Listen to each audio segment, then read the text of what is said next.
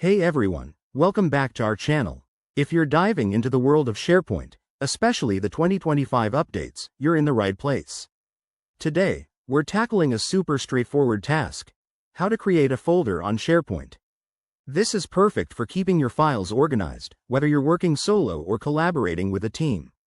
Let's jump right in. First things first, make sure you have access to SharePoint.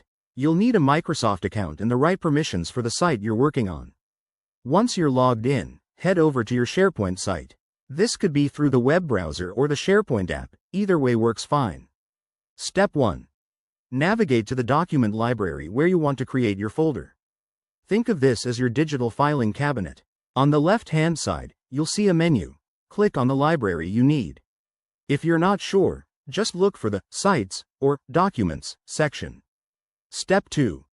Once you're in the library, look for the New button at the top of the page.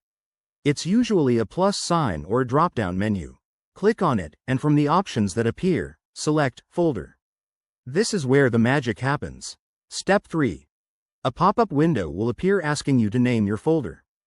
Give it a clear, descriptive name, like Project Reports 2025, to make it easy to find later. You can also add a description if you want, but that's optional. Hit Create, and voila, your folder is ready to go. One quick tip. After creating the folder, you might want to check the permissions. Click on the three dots next to your new folder and select Manage Access to control who can view or edit it. This is especially useful in team settings to keep things secure. And there you have it. That's how you create a folder on SharePoint in 2025. It's quick, simple, and will save you tons of time in the long run. If you run into any issues, double-check your permissions or update your SharePoint app.